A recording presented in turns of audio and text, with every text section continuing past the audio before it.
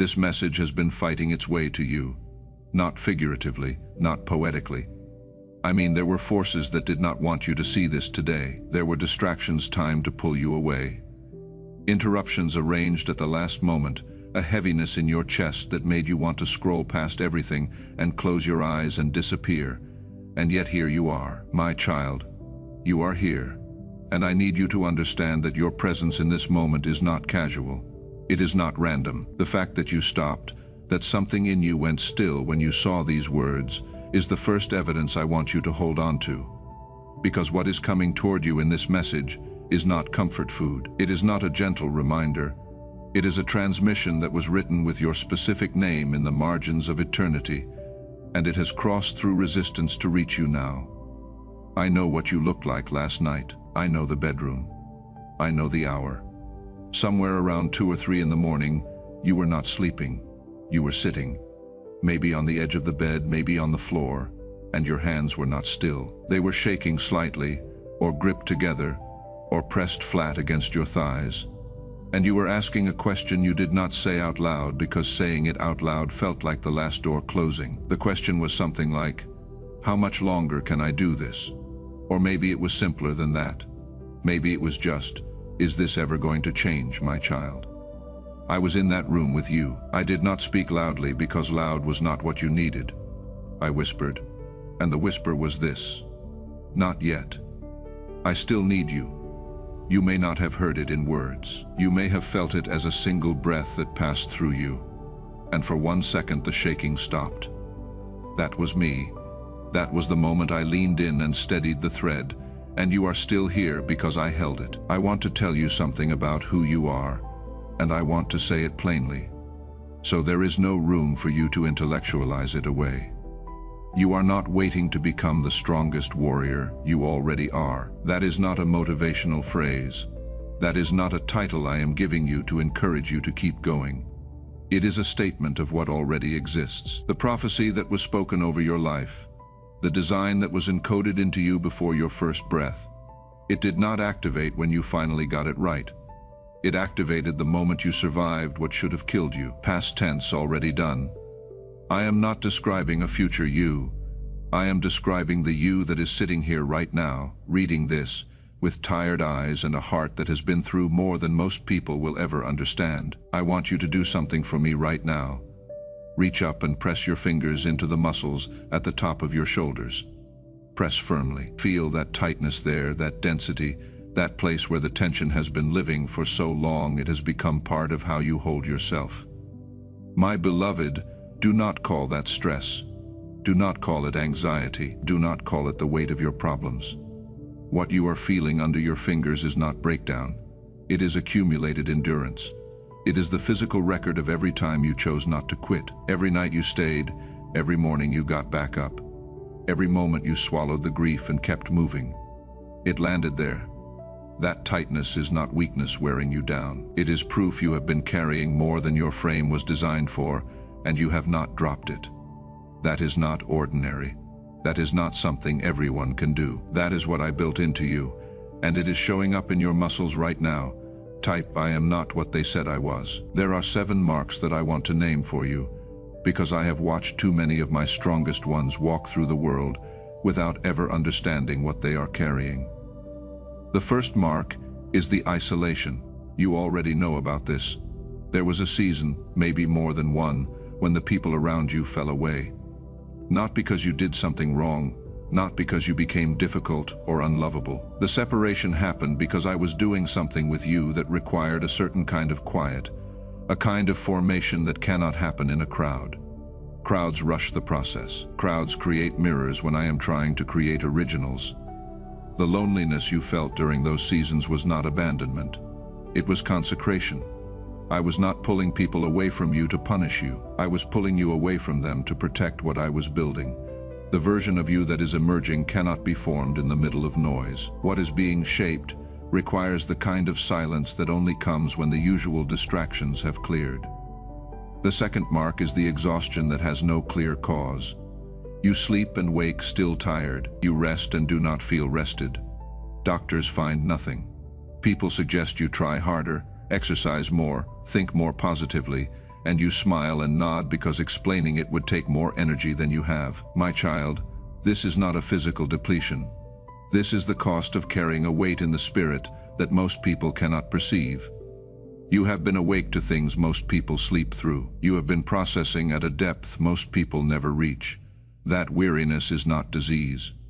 It is the signature of a deep carrier.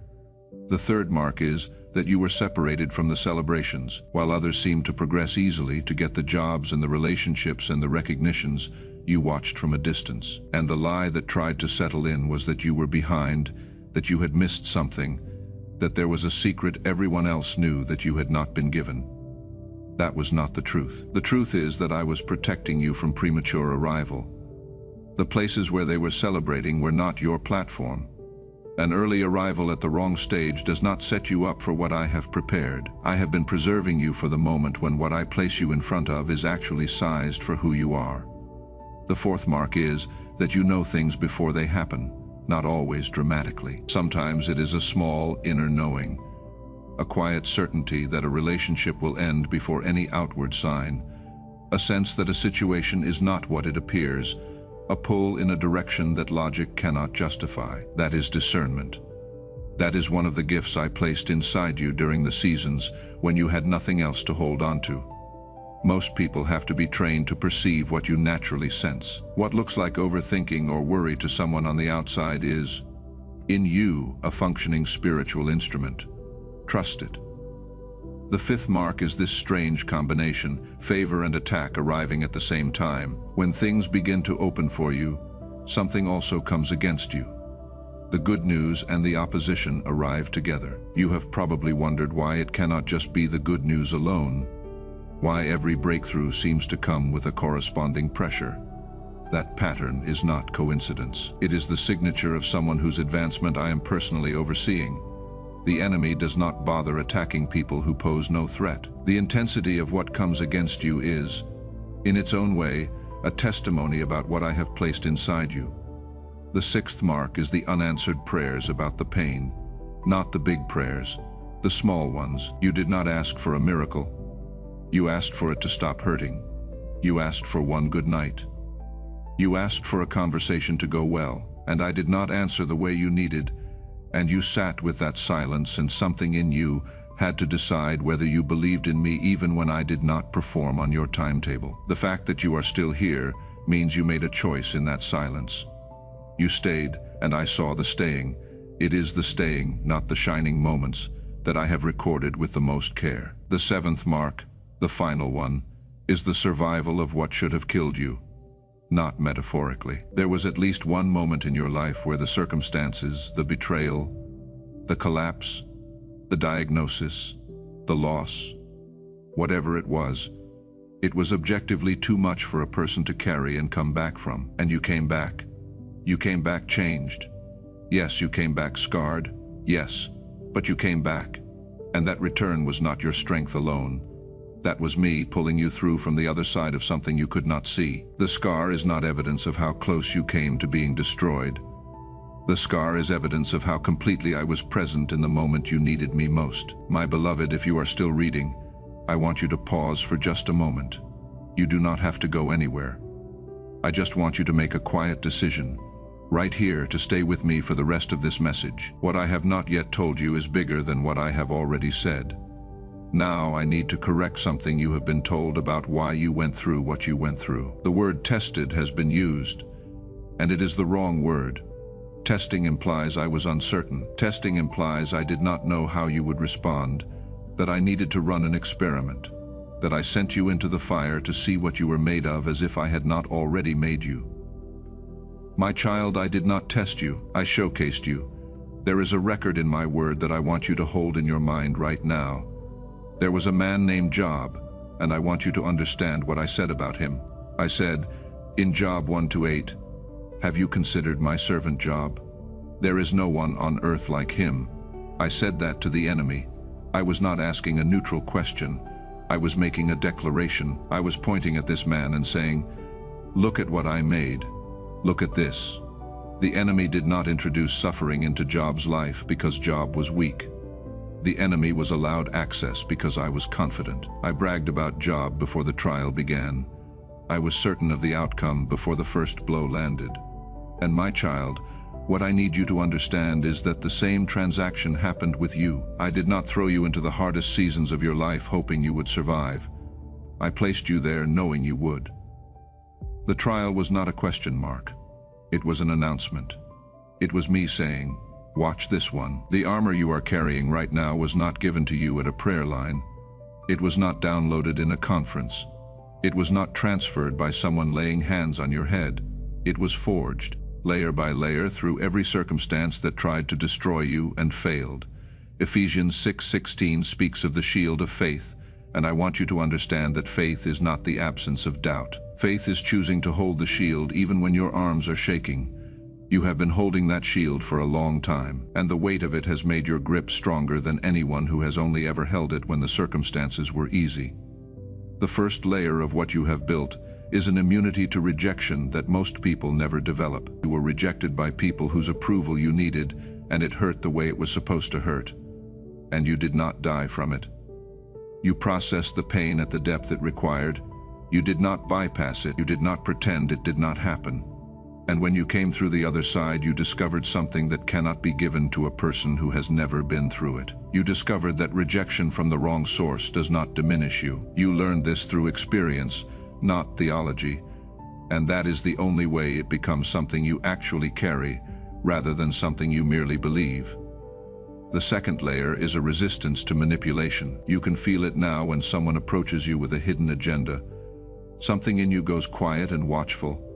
That radar was installed through painful experience, and it is now one of your most powerful defenses. Most people have to be burned several times before they develop the instinct. In you, the instinct is refined to the point where you pick up the signal before the words are even spoken. The third layer is an identity that cannot be shaken by external opinion.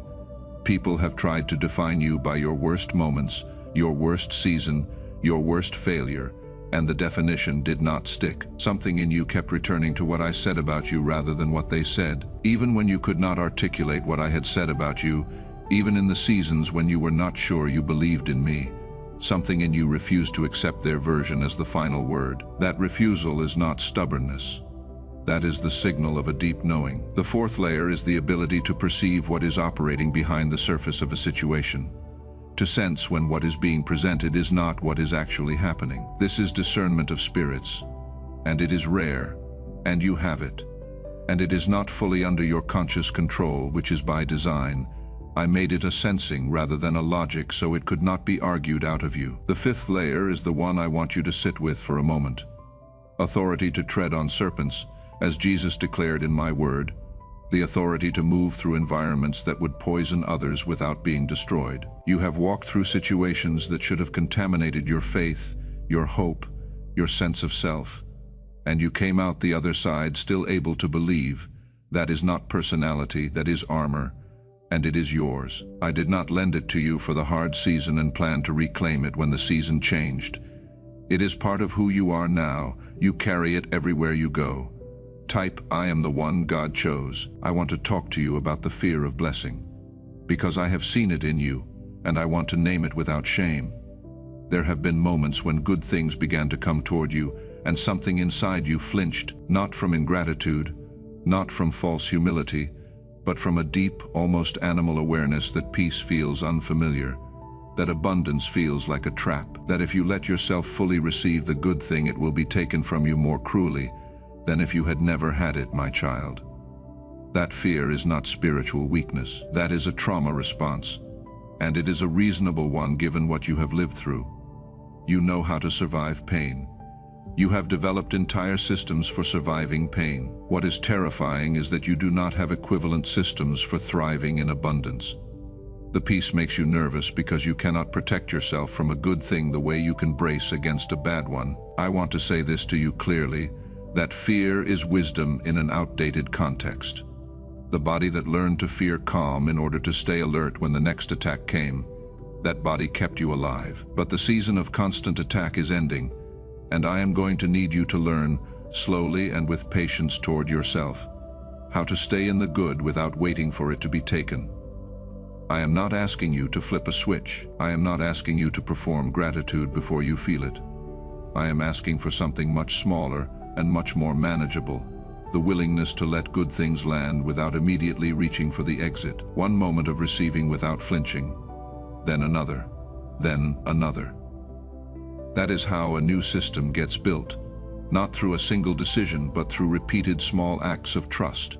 Ecclesiastes 7:14 says that in the day of prosperity be joyful, and in the day of adversity consider that I made them both. I made the crooked things crooked on purpose, not to break you, to make you unmistakable. The crooked path that your life has taken is not evidence of my absence. It is evidence of my authorship. A straight line produces a standard result. The winding path that goes through the valley and the wilderness and the silence and the waiting produces something that no shortcut could have created. I did not take you through the long way because I forgot about you. I took you through the long way because I knew what you would need for where you are going. And the long way was the only road that passed through everything you needed.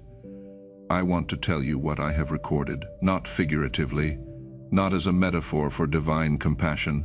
I mean, there is a record, and I have been keeping it with precision. I know about the bank account when it read what it read at 4:17 in the morning, and you checked it again as if the number would change. I know about the parking lot where you sat in a car for an hour after something happened and could not make yourself go back inside yet. I know about the conversation that no one else heard where someone said something to you that was designed to make you feel like nothing, and you did not say anything back. You just held it and carried it home. I know about the night you stood in a shower with the hot water running down your face and asked the question you were almost too afraid to ask. What if I get through all of this and I get the blessing and I am still empty? My child, I heard that question. I did not ignore it because it was uncomfortable. That question was honest, and honest questions are the ones I answer. The answer is this. The emptiness you are afraid of is not your destiny. It is the last echo of the wound. Wounds make noise when they are healing. The fear that peace will not be enough for you is the last defense mechanism of a person who survived so long by needing nothing. You will not arrive at your blessing and find it hollow. I have already arranged for it to be full. Type God saw everything. Because you did not skip past this. Because something in you chose to stay when it would have been easier to close the screen and walk away. I want to give you something that is specifically for the ones who remain. Mark 11:24 says that whatever you ask in prayer, believe that you have received it, and it will be yours. I want you to see the tense there, not believe that you will receive it. Believe that you have received it, past tense, completed action. The Greek construction there is aorist. It describes something already done. My child, what this means for you sitting in this moment is that the receiving did not have to wait for the delivery. The declaration of what I was giving you was made over your life before you had language to ask for it. You have been praying forward into a promise that was already closed. The door does not need to be opened because I already walked you through it. What you are living now is the closing distance between the word I spoke and the moment your hands can physically hold it. My child, before we go further, I want to pause and speak to your heart about something that has nothing to do with you. There is someone in your life right now, maybe a parent, a sibling, a friend, a person you sat with not long ago, who is in the place you were before this message found you. They are in the 2 a.m. version of this. They are sitting with shaking hands and a question they cannot say out loud. I want to ask you something, and I want you to hear it as a direct request from me. Would you sow a seed on their behalf? Not as a transaction, not as a formula where your generosity earns a return, but as an act of faith, as a declaration that you believe in what I am doing in that person's life, even when they cannot yet believe in it themselves. When you give to support this ministry, that seed goes out carrying the weight of everything you have survived and everything you believe I can do. You can visit the link in the description below or scan the QR code on screen to do that now. Every seed sown in faith, I multiply it back, not just to the one it was sown for, not just returned to you, but pressed down and running over as Luke 6:38 describes. I will honor it. Now I want to speak to something that has been done in secret, and I want to do it without anger, because anger would suggest that what happened surprised me. Nothing surprised me. There were people who made decisions about you that they believed would be permanent. They gathered in their certainty, and they looked at what you were carrying and they said, "This one is not going to make it." Some of them said it kindly, framed it as concern, offered it as wisdom about being realistic. Some said it without kindness at all, used your name in conversations you were not in, shaped the narrative about who you were and what you were worth before you had the chance to tell your own story. They closed doors. They filed you away in the category of people who are not quite enough, not quite ready, not quite the right fit. Some of them removed you from rooms you had every right to be in. Some of them smiled at your face and worked against you behind it, carrying information about you like a tool, using your vulnerabilities as leverage. I saw every room they met in without you. I heard every conversation they had at your expense. I recorded the exact words, not as evidence for a courtroom drama, not to build a case for your revenge. I recorded it because nothing that is done in secret remains outside my sight, and nothing that is done in secret against one of mine passes without consequence. The exposure is not something you need to arrange. You do not need to be in the room when it happens. You do not need to prepare a speech or wait for the right moment to say what you know. The revealing happens by a mechanism they cannot manipulate and cannot predict. They built their certainty on a foundation that looks solid from the outside, but has already been compromised at the base. What I do is not dramatic. It is not a sudden public humiliation designed for your satisfaction. It is something quieter and more total than that. It is the slow emergence of truth from every surface of a situation until the version of events they maintained becomes impossible to hold. Their own mouths will carry the exposure. Their own choices will be the testimony. The weight of what they built on false foundations will become visible to the people whose opinions they valued most, and in that moment they will understand, though they will not say it aloud, that there was a God-shaped protection on the one they dismissed, and that they made an error they cannot correct. Karma, as people use the word, is too small a concept for what I am describing. I am not talking about a system of cosmic accounting where bad actions generate equal consequences. I am talking about the nature of how I constructed reality, that what is built against truth collapses, not as punishment, but as physics. You do not need to wait and watch for it. In fact, the ones who stand at a distance watching for vindication often miss the moment it arrives because it does not look like what they imagined. What you will notice instead is a subtle release in your own spirit. A morning when the tightness in your shoulders is different.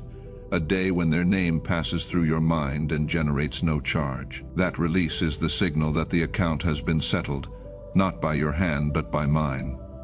Now I want to speak to you about a shift in posture, not metaphorically, physically. Right now, wherever you are sitting or lying down, I want you to adjust. Sit up. Let your spine align. Open your shoulders back, not rigid, not performative, just open. Lift your head until it is level. Take one breath in that new position, my beloved. Feel the difference. That is not just physiology, that is dignity taking its physical form. For too long you have been braced. Your body has been preparing for the next impact. Shoulders curved in, chest partially closed, the posture of someone who has learned that relaxation is dangerous. I am not asking you to be naive about the world. I am asking you to practice the posture of someone who does not need to brace anymore, because the one who is for you is stronger than anything that has come against you. Romans 8:31, if I am for you, the question of who can be against you becomes genuinely answerable. Nothing. Nothing that matters. If you felt a release across your chest just now when you adjusted your posture, a small loosening, a single breath that went deeper than the last, that is not a physiological quirk. That is your body recognizing the truth. Your mind is just now catching up to. Type, I receive this now. You have been operating as a warrior. You have been fighting, defending, pressing through, holding the line, and I honor every minute of that. But I need to tell you something about where you are now, Joshua. 1-3 says, every place that the sole of your foot treads upon, I have given you. Past tense, already given. You are not fighting to gain territory. The territory has been given. What is shifting now is not your calling, but your posture within it. A warrior fights to win. A sovereign governs what has already been won. The difference is not in courage. The difference is in the quality of presence. A warrior is always preparing for the next attack. A sovereign walks through the space with a different kind of authority, not because the opposition has stopped, but because the framing of the interaction has fundamentally changed. You have been in warrior mode for so long that you may not recognize the invitation when it comes to stop fighting like a soldier and begin to move like someone who has already been given the land. My child, I am asking you to stay with me a little longer. What I am about to speak into the next part of your life is something I have been preparing to say to you for a long time. Joel 2:25 carries a specific promise, and I want to read it over you now. I will restore to you the years that the locust has eaten, the years, the seasons, the time that was consumed by circumstances you did not choose, by cycles of survival that cost you things you cannot get back, the relationships that dissolved under the pressure of what you were carrying, the opportunities that passed while you were too depleted to reach for them, the version of yourself that was supposed to emerge at a different point in your story but was delayed.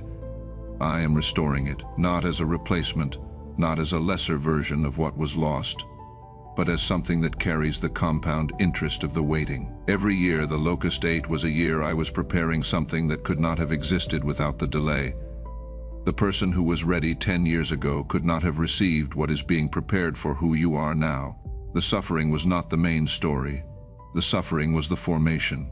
Isaiah 43:19 says, "Behold, I am doing a new thing. Now it springs forth. Do you not perceive it, my beloved?"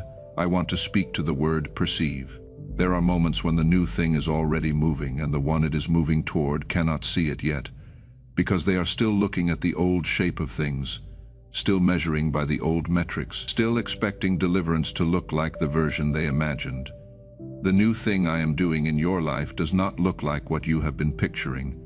It is not coming from the direction you have been watching. It is not arriving in the form you prepared yourself to receive. This is not meant to be disorienting. It is meant to be freeing. You can stop guarding the door you have been standing at. I am coming through a different entrance, and I am bringing more than fits through the door you had in mind. If your shoulders just dropped slightly as you read that, if something in the set of your jaw loosened, that is not nothing. That is your body releasing the watch it has been keeping. That is decades of "I have to be ready" beginning to soften. Let it type. I let it go. There is a letter I want to deliver to you, not a long letter. The most important things I say to you, I say briefly, because weight and length are not the same thing. This letter is one sentence, and I want you to receive it as addressed specifically to you, with your exact name in your exact moment. I chose you when you were at your worst, because that was when it was most clearly mine. Hold that. Do not rush past it. That is the truth about why you are still here. Type, "I will not stop."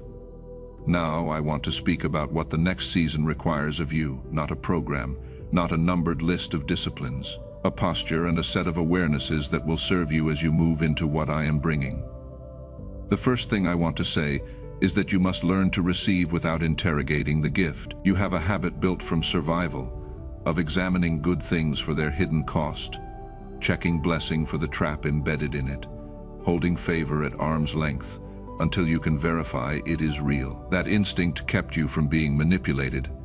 I am not asking you to abandon discernment. I am asking you to develop a second capacity alongside it, the ability to let something be simply good, not provisionally good, not good until proven otherwise, simply good. I want to warn you of something that is going to happen, because I would rather you be prepared than surprised as the season shifts. As the isolation begins to lift and new doors begin to open, there will be a voice, sometimes inside you, sometimes coming from people who have known you in the hard season, that says, "This is too much, too fast. You have not earned this yet. Something is wrong with a blessing this large. Who do you think you are to receive this, my child?" I am telling you now before it comes, so that when it comes you recognize it. That voice is not wisdom. It is not caution dressed in spiritual language. It is the echo of the old story trying to reassert itself over a new chapter. When you hear it, you will know what it is, because I told you it was coming. You do not need to argue with it.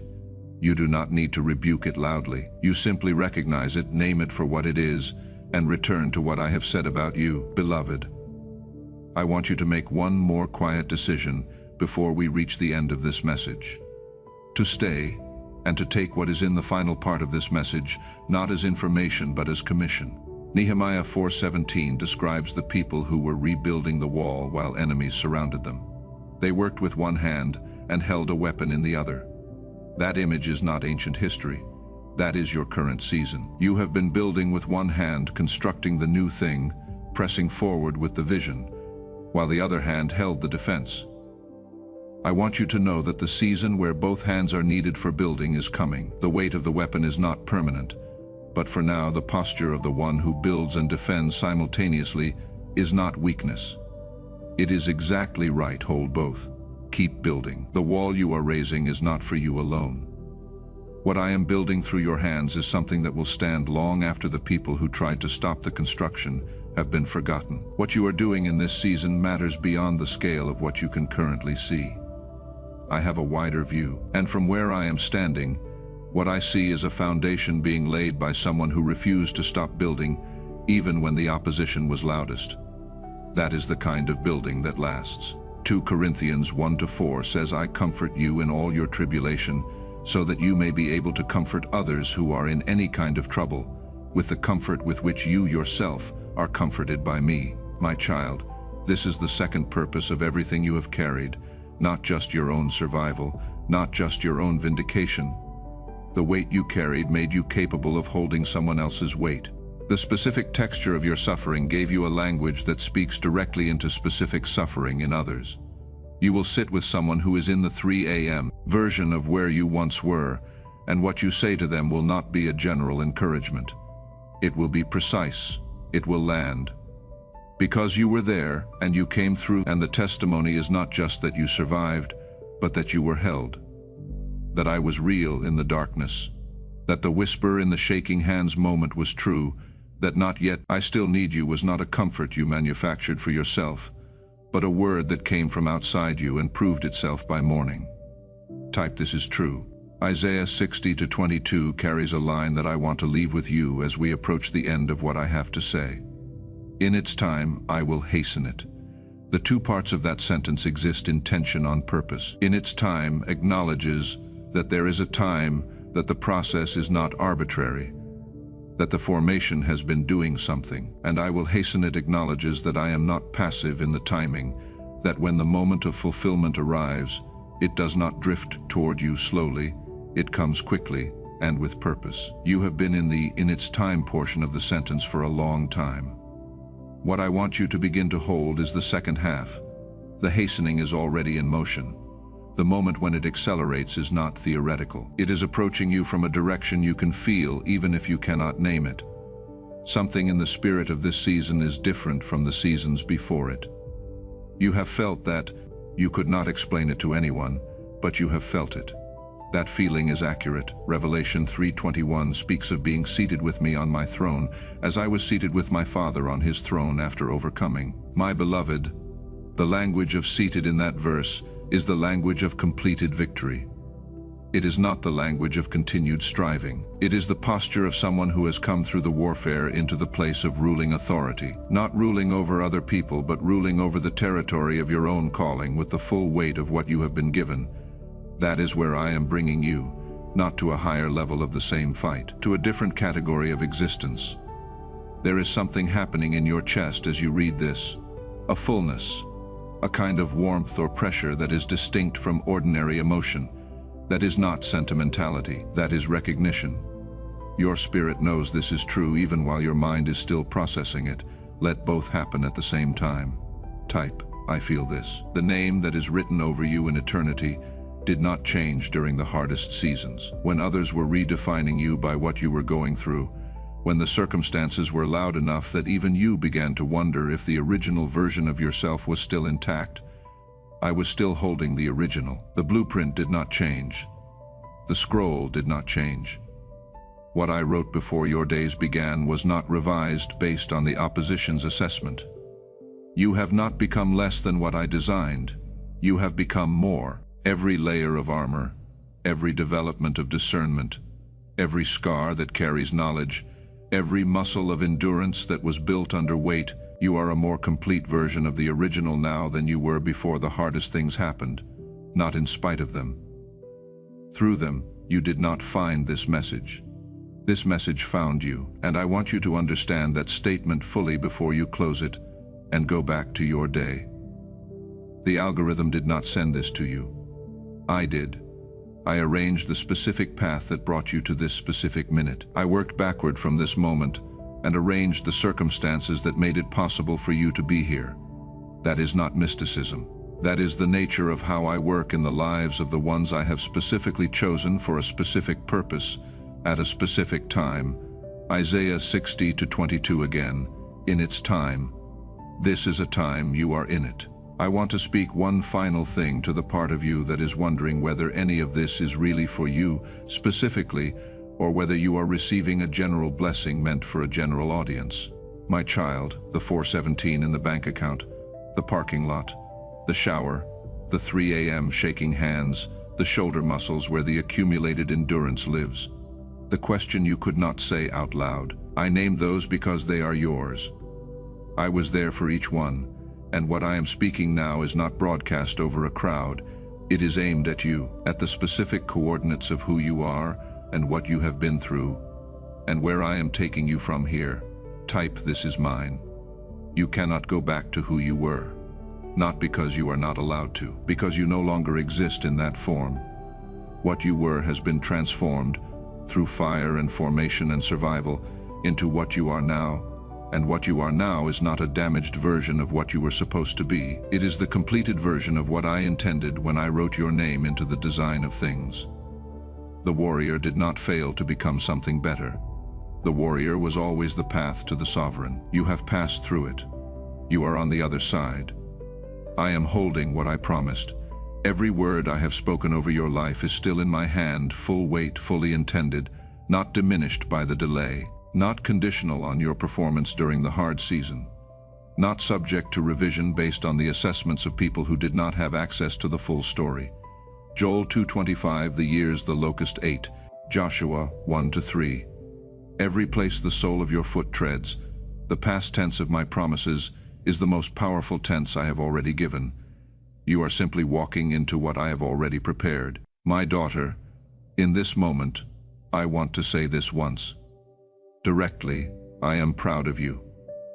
Not proud because you performed well, proud because you held on when holding on was genuinely hard, because you chose faith in the silence, because you came back from the thing that should have kept you down, because every morning you got up again was an act of trust, even when you did not feel it as trust. That is what I saw. That is what I recorded. That is what I am answering now. Go forward. Not striving, not bracing, not waiting to be finally approved of by a standard set by people who were never meant to determine your value. Go forward as the one I already chose, already designed, already commissioned, already gave the land to. The feet that are about to walk into what I prepared are the same feet that carried you through everything that tried to stop you from arriving, and I will hasten it. There is a name on your heart right now. You know the name. Someone who is in the middle of the season you have just been reading about. Someone whose hands were shaking not long ago, who has been asking the question they cannot say out loud, who has been carrying the shoulder tension and the parking lot and the 3 a.m. silence. I want you to do something that requires only a few seconds, but carries the weight of everything we just walked through together. Sow a seed on that person's name, not as a transaction, as a declaration of faith in what I can do in their life, as a statement that you believe in my restoration, even for the one who, right now, cannot quite believe in it for themselves. You can visit the link in the description below or scan the QR code on screen. Every seed you sow in the name of someone else's breakthrough, I have not forgotten your own. You are the strongest warrior. You are the one I chose, and you are right on time.